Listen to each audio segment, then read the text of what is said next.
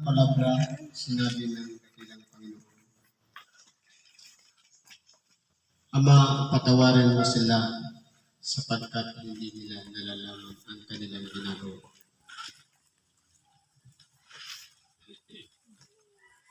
Isang kataga sa kabila ng pagdaranas ng init sa hapdi ng mga sugat na nasa kanyang katawan.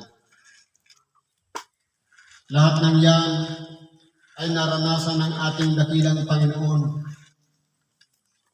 Dahil sa pagkakasala ng mga tao mula noong unang panahon,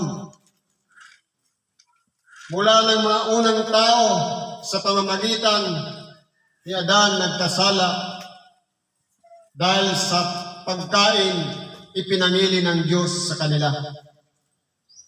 At pagkakasala din ng kanyang anak na pinatay ni Cain si Abel dahil sa inggit. Subalit, sadyang ang Diyos ay mapagmahal kaya binigyan ng isang anak. Si Adan, walang iba si Seth, at patuloy na lumago ang lahi mula kay Seth hanggang kay Abraham. Naging matuwid ang mga tao, kaya naman si Abraham ay pinarangalan ng Diyos mula sa pangalang Abram. Siya ay tinawag mula sa Mesopotamia at tinawag ng Diyos si Abraham sa pangalang ngayon upang sa kanyang balakang magmumula ang lahat ng lahi na siyang mangangalat sa buong lupa. Sa pagkatunay nga po ng tao ay parami ng parami. Ito pong si Abraham dahil sa kanyang katandaan. Ang asawa niyang si Sarai na tinatawag na Sara ay walang anak. Subalit napakita sa kanyang Diyos na sinasabi, ang iyong asawa ay manganganak ng isang lalaki. Subalit narinig ni Sarai ng lihim na napangiti siya at natawa sa kanyang sarili. Sa edad ko ba naman na ito, na siyam na po, nabawas na ay pinakailangan pa bang manganak?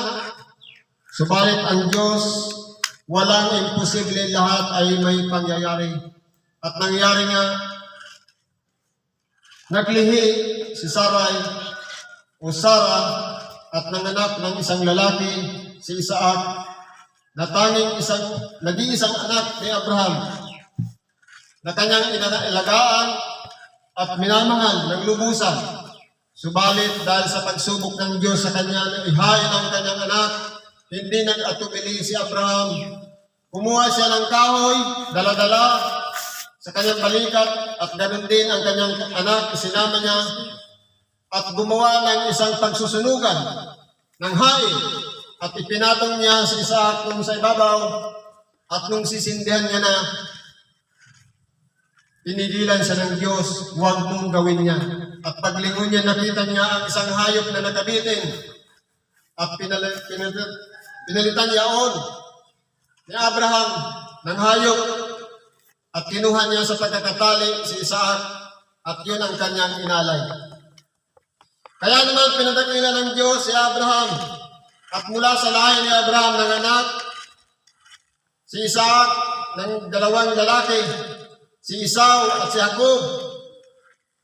Ito pong si Esau, tunay na siya'y panganay, subalit dahil nga sa mas kinalulugdan ng Diyos, si Jacob, na siya'y pinili upang sa kanya magmula ang lahi ng mga Israelita.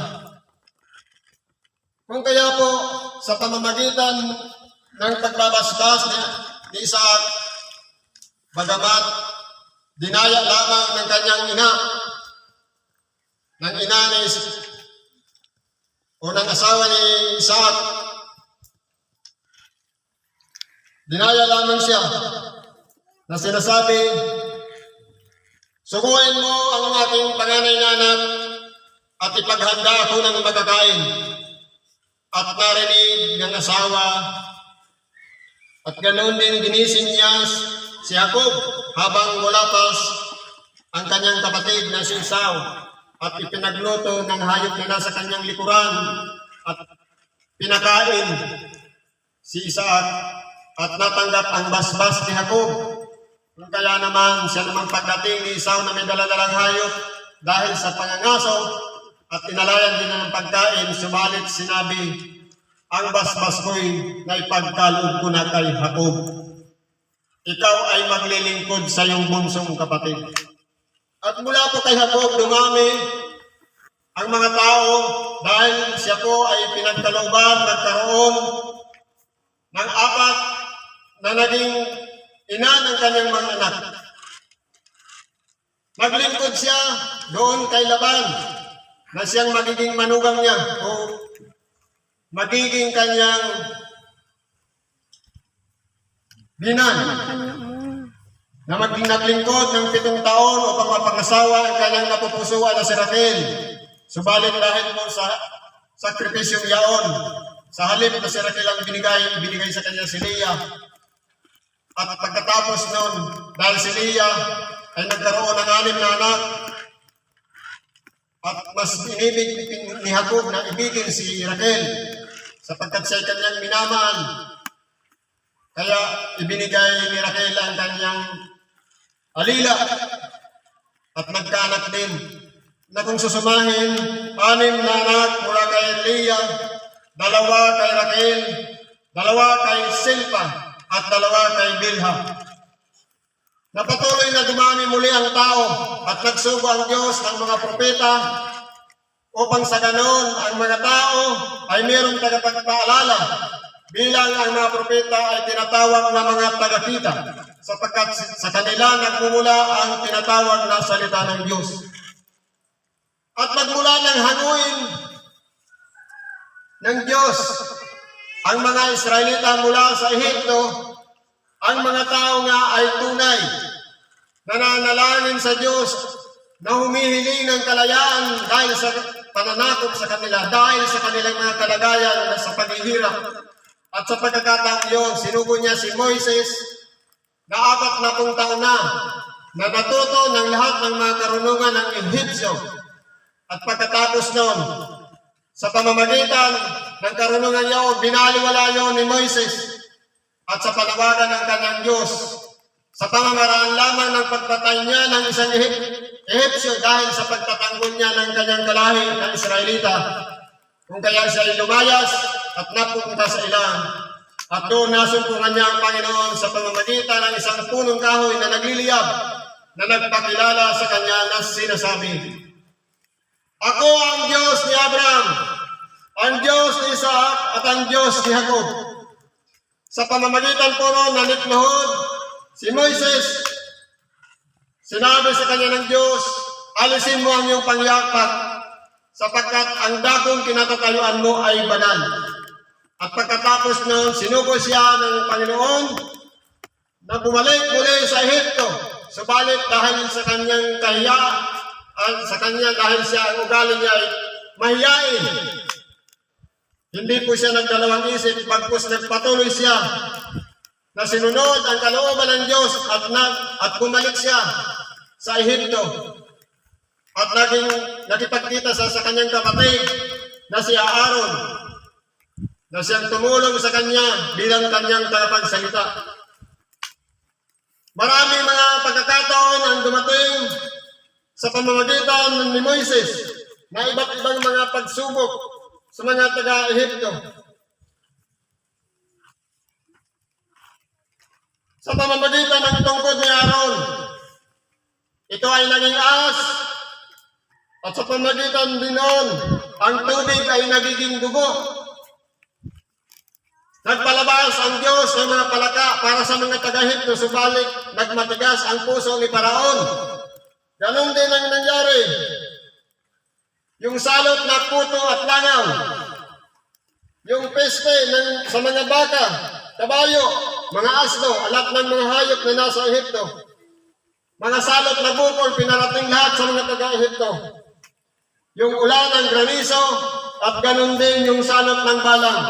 Lahat ng yan ay pinagmatigasan ni Paraon. Subalit ang pinakahuli, walang iba yung sinasabi, nagdadalaw ang Diyos sa pamamagitan ng isang salot na pambihirang hindi na maulit mangyayari na sa bawat tahanan na tinitirahan ng mga Israelita, maglalagay sila ng krus sa kanilang pintuan at ito'y lalagpasan. At ang sinumang wala ng krus na pula diyan sa pintuan ay mapapahamak. At nangyari nga, lahat ng mga lahi ng Israelita, silang lahat ay nabuhay, maliban sa mga anak ng mga Ehipsyo. Silang lahat ay nangamatay at nagdaramdam pa rin.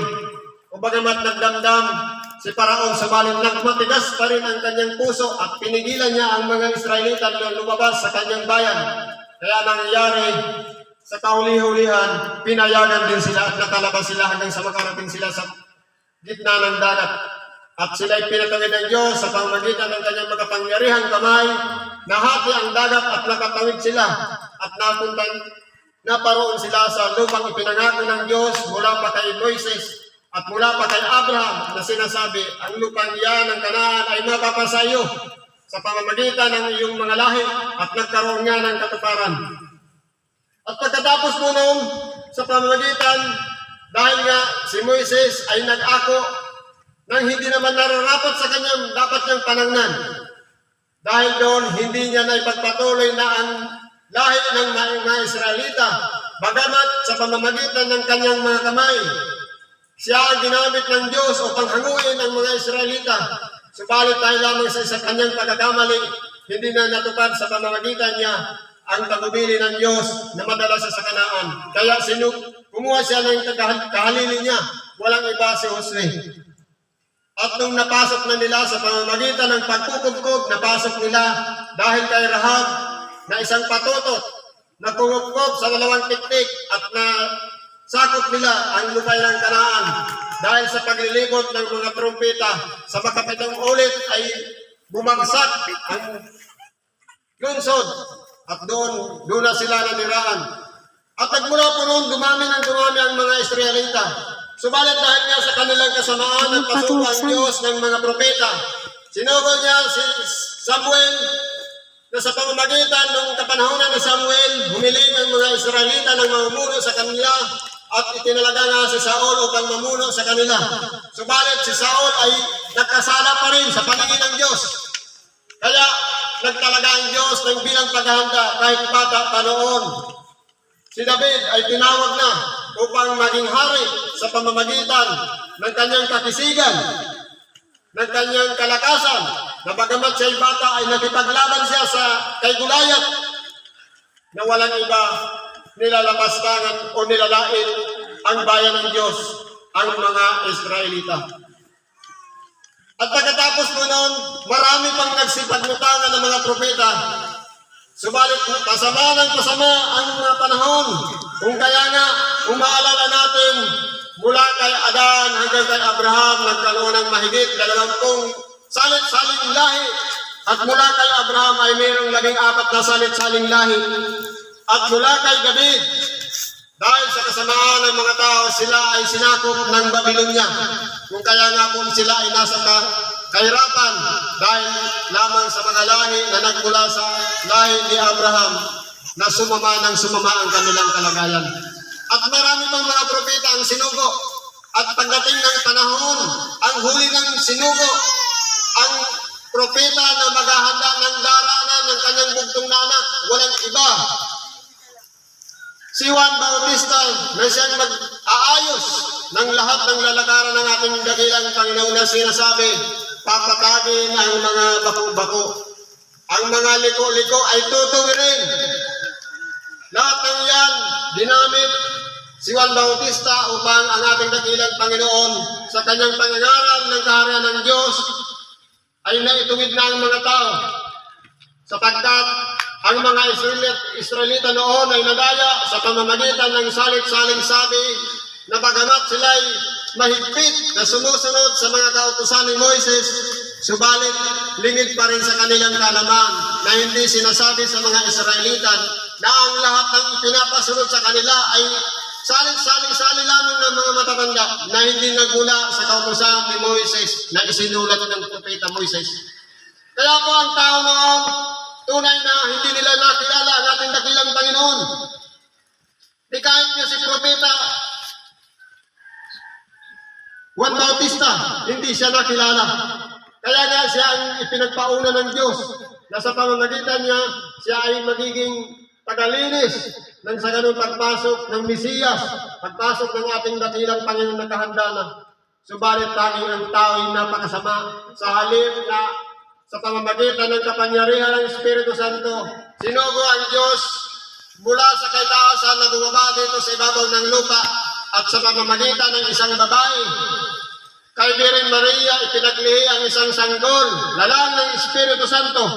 At ito'y pinanganak sa halip sa isang magandang kalagayan, subalit ito'y pinanganak sa isang kasabsaban, sapagkat wala ng tuwang para sa panganganak kay Birhen Maria.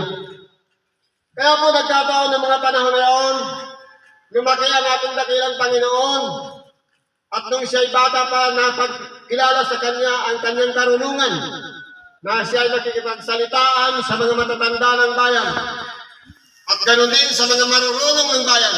Subalit dahil nga sa kanyang katalinuhan, nagpatuloy siya hanggang sa umabot na siya sa wastong edad o gulang. At pagkatapos po noon, nangaral na rin si Juan Bautista. At pagkatapos ng pangangaral ni Juan Bautista ay nakaroon din ang ating dakilang Panginoon at lumapit sa kanya na tatanggap din ng bautismo ng tubig. Subalit nakita ng ating ni Juan Bautista na sinasabi, "Nagwarating ka nga sa likuran ko, na kahit ako na hindi karapat dapat na magdala ng kanyang pangyabak. Ako'y nagbabautismo sa inyo ng tubig, tanda ng pagsisisi, subalit ang nasa likuran ko ay siya'y magbabautismo sa inyo sa Espiritu Santo." Kaya po nangyari ng ating dakilang Panginoon nung malapit na siya doon kay Juan Bautista, nagpabautismo siya. At bumaba ang kapangyarihan ng Espiritu Santo sa pamamagitan ng isang kalapate at dumako sa ating dakilang Panginoong Jesucristo na sinasabi ng isang tinig, "Ito ang minamahal kong anak na siya kong kinalulugdan, siya ang inyong pakinggan." At pagkatapos mo noon, ang ating Panginoon, nung siya'y mabautismuhan, siya po ay tinukso sa ilang sa pamamagitan ng isang espiritu o ng demonyo na sinasabi, "Kung ikaw ang anak ng Diyos, gawin mong tinapay ay mga batong ito." Subalit, ang sinabi ng ating dakilang Panginoon na susulat, "Hindi lamang sa tinapay nabubuhay ang tao, kundi sa bawat salitang lumalabas sa bibig ng Diyos." At pagkatapos nung dinala muli ng Diablo ang ating dakilang Panginoon na sinasabi, "Magpatihulog ka." Dinala doon sa paluktok ng bundok, sinasabi, "Magpatihulog ka sapagkat nasusulat din naman, siya ang nagbibili ng kanyang mga anghel upang ingatan ka at nang huwag matisod ang iyong mga paa sa bato." Ang sinabi ng ating dakilang Panginoon, huwag mong susubukin ang Panginoon mong Diyos.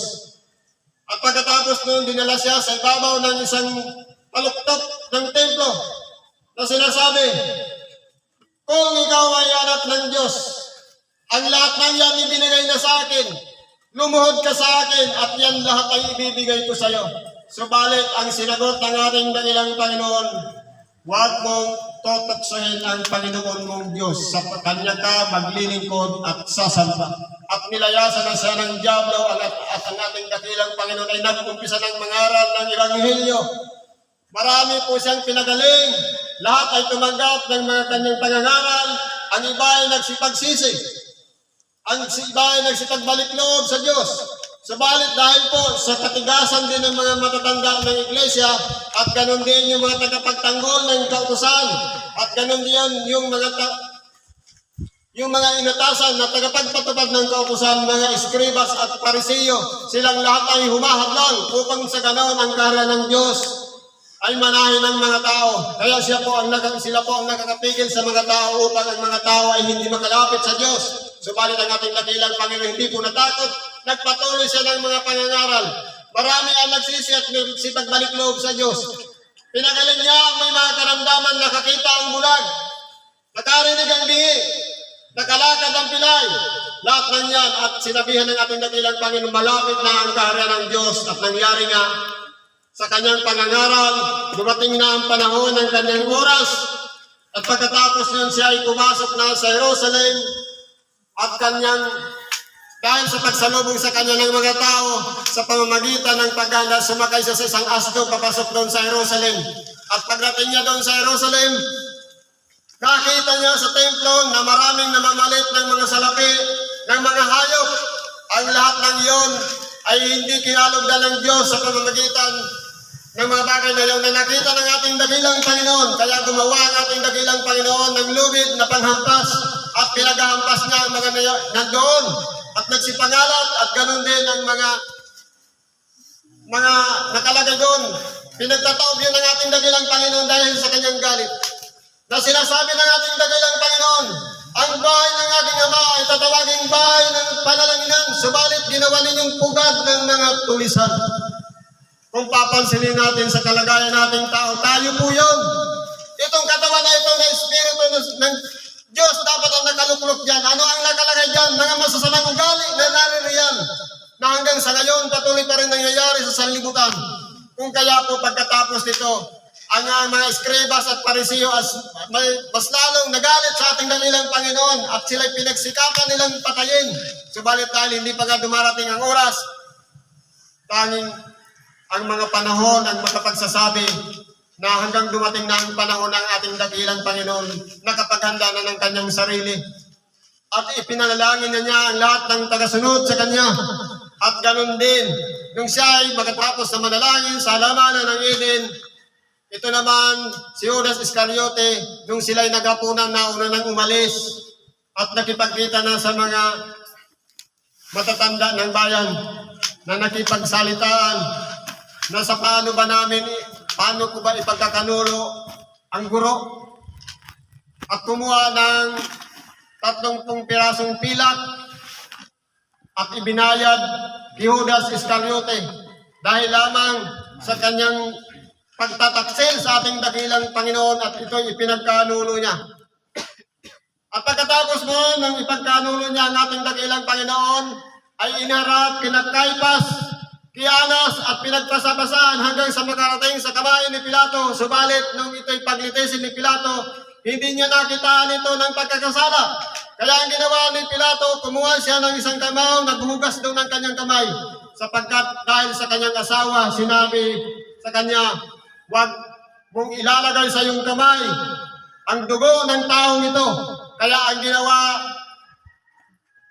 ni Pilato, pinapili ang mga tao. Sino ba ang nais ninyong palayain? Si Barabas o itong tinatawag ninyong hari ng mga Hudyo?